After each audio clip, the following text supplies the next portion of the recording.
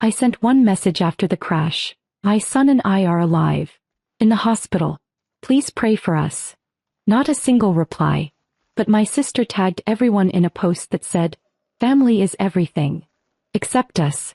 3 days later, 48 missed calls from Dad. One message, "Pick up now." I finally did.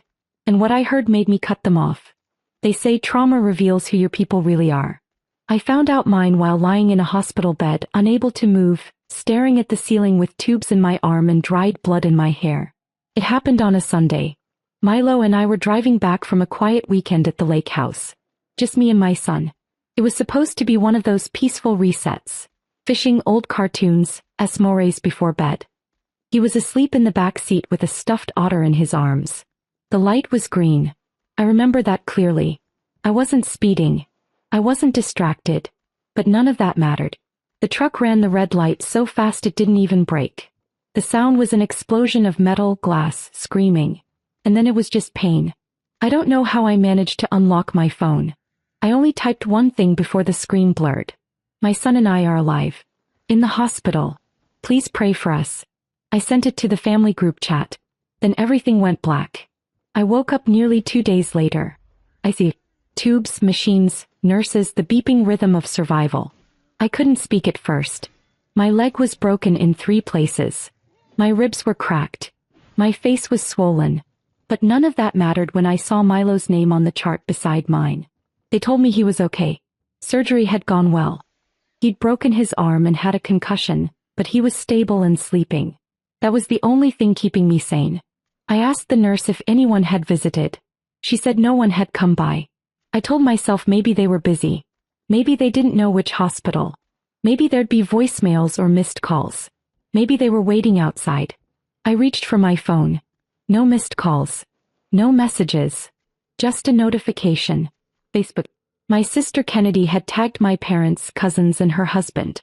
The caption said, "Family is everything. 2 hearts, grateful to spend this weekend with my people." Attached was a carousel of smiling faces. My mom and dad, arms around Kennedy. Everyone drinking margaritas, plates of food, birthday cake. Laughing like nothing in the world was wrong. The timestamp? 5 hours after the accident.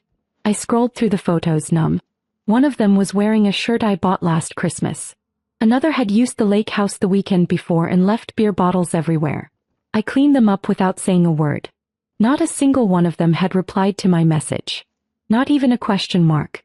That night, while lying in a hospital bed with morphine dulling the pain and Milo still unconscious in another room, I realized something that should have crushed me, but instead, it hardened something inside me. They didn't care. And they weren't coming. I didn't cry. I didn't yell. I just waited. 3 days passed. Still nothing. Then out of nowhere my phone started blowing up. 48 missed calls from my dad. Back to back. No voicemails. Just one single message. "Pick up now." Something was wrong. That kind of panic isn't normal unless someone's in danger. So I picked up. And what he said on that call wasn't what I expected. It wasn't concern. It wasn't guilt. It was something else entirely. Something that made everything shift. Something that made me start planning the very thing I knew I had to do next. When I answered the phone, the first thing I heard wasn't worry. It was yelling. No hello. No, "Are you okay?" Just shouting. My dad was furious. He said I had embarrassed the family. That I was creating drama. That I had put everyone in a bad position. I was so stunned I didn't even speak for the first full minute. I thought maybe he was confused. Maybe he thought I posted something about them online or blamed them publicly. But no. He was talking about the message I sent. The one asking for prayers. Apparently, Kennedy showed it to everyone at the dinner. She thought it was attention-seeking.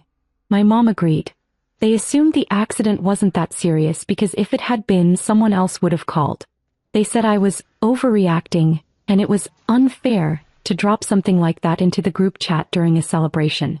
That was the word that stuck. Unfair. I was in the ICU. Milo had just had pins put in his arm. We'd nearly died. But what really upset them was how my message made their dinner uncomfortable. I remember just sitting there, listening, letting them talk, letting them dig themselves deeper. At one point my dad said, "You need to fix this. Apologize to your sister. She's hurt." I didn't even hang up.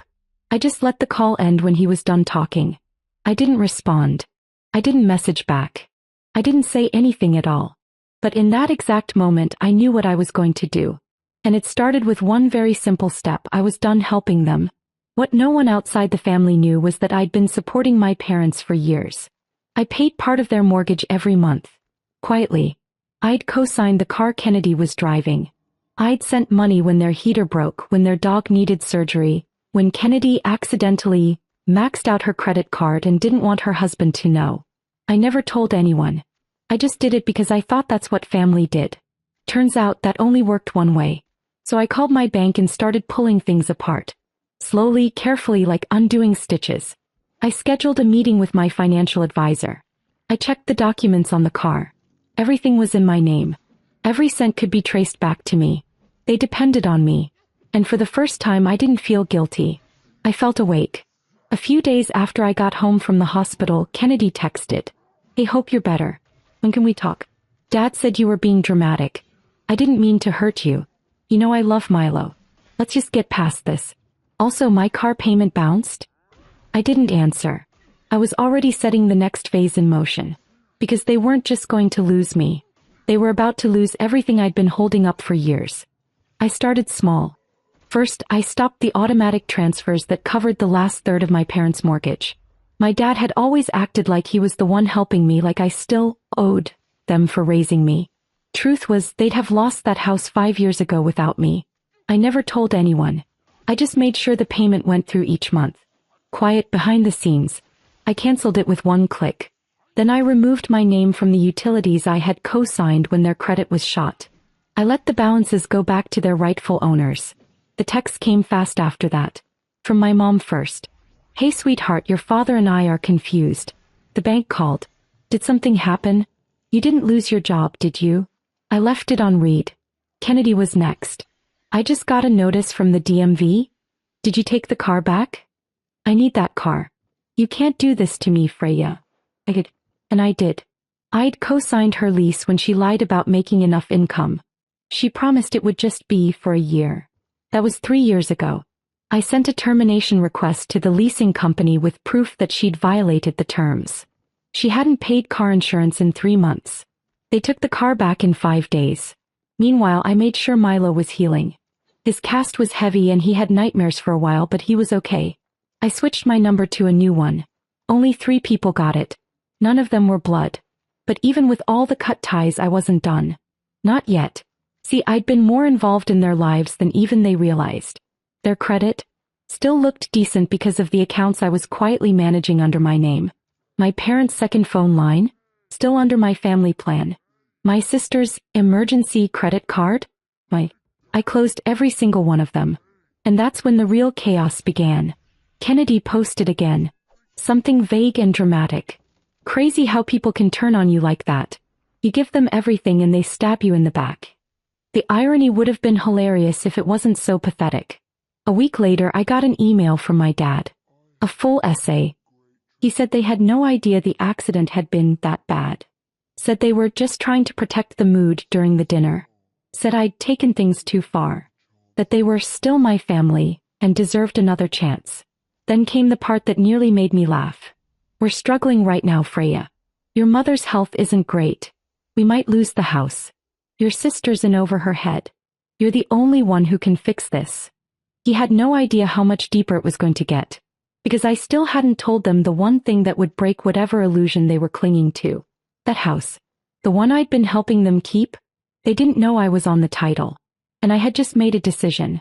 They were going to lose more than just the money. They never once asked how Milo was doing. Not in a real way. Not beyond a lazy hope he's better, tacked onto a message about money. That detail mattered to me more than anything else. Told me everything I needed to know. 2 weeks after we got home, my dad showed up at my door unannounced. I didn't open it. I watched from the hallway camera as he paced, talked on the phone, knocked again. He looked smaller than I remembered. Not fragile. Just exposed. He finally texted. "We need to talk face to face. This has gone far enough." I replied with one sentence. "Check the paperwork before you come back." That was the moment the panic set in for them. See, years ago when my parents were on the brink of foreclosure, I didn't just send money.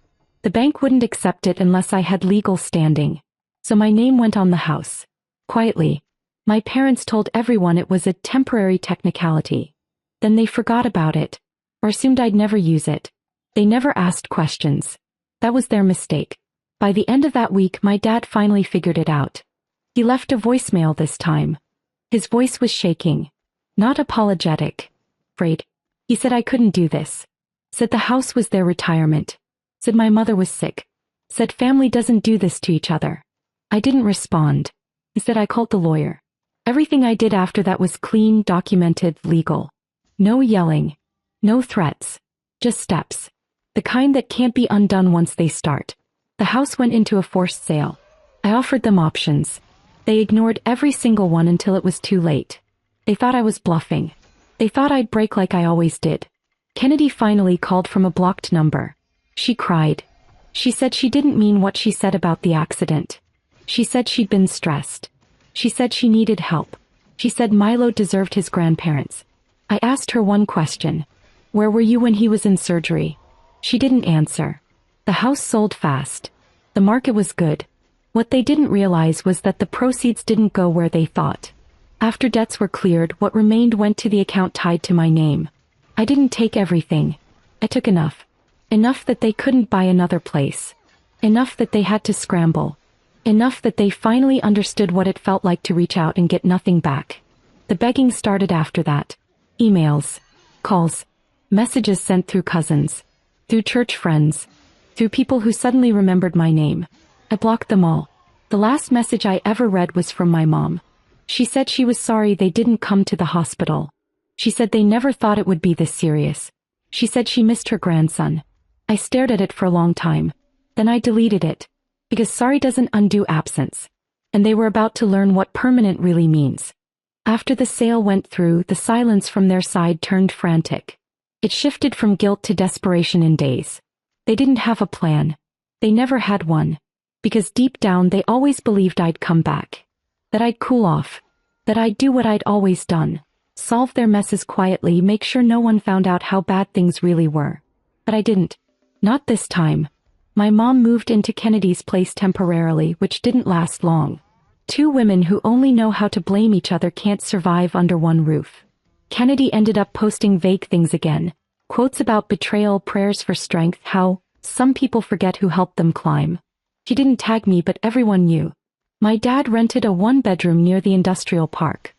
He told everyone it was by choice. He even made it sound like they were downsizing for retirement. I didn't correct the story. Let him have his pride. Pride doesn't pay rent. Milo asked about them once. Just once. He said, why didn't Grandma come see me when I was hurt? I told him the truth. He didn't want to.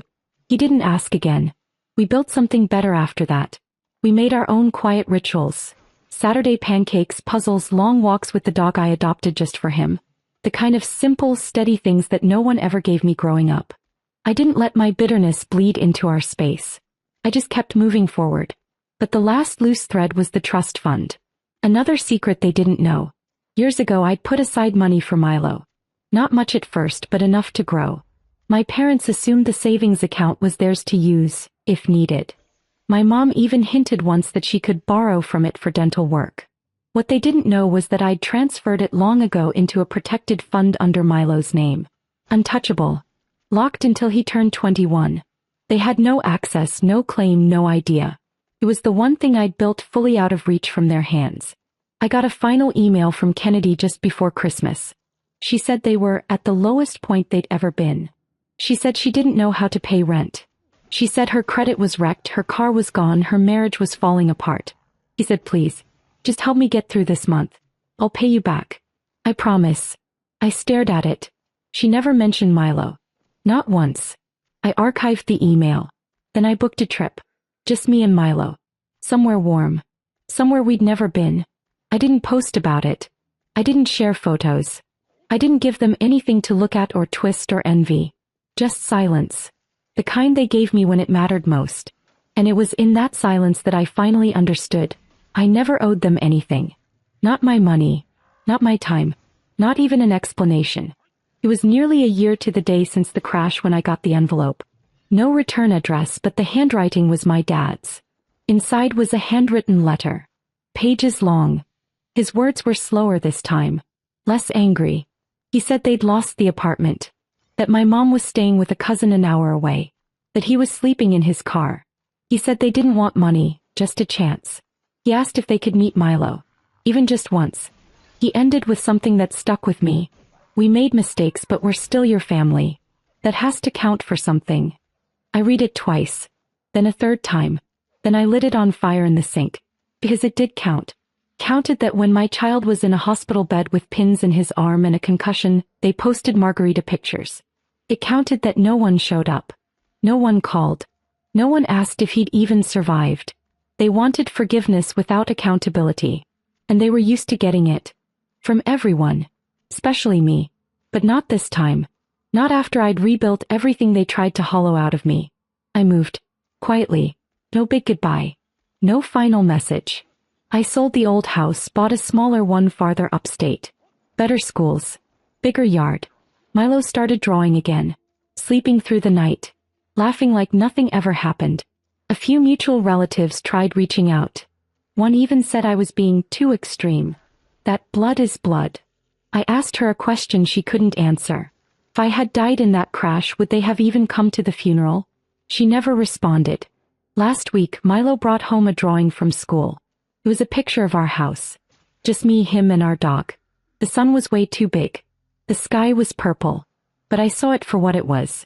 A life that didn't have any empty chairs in it. A life that was full even without them. And for the first time I didn't feel bitter. I didn't feel angry. I felt free. Completely, finally free.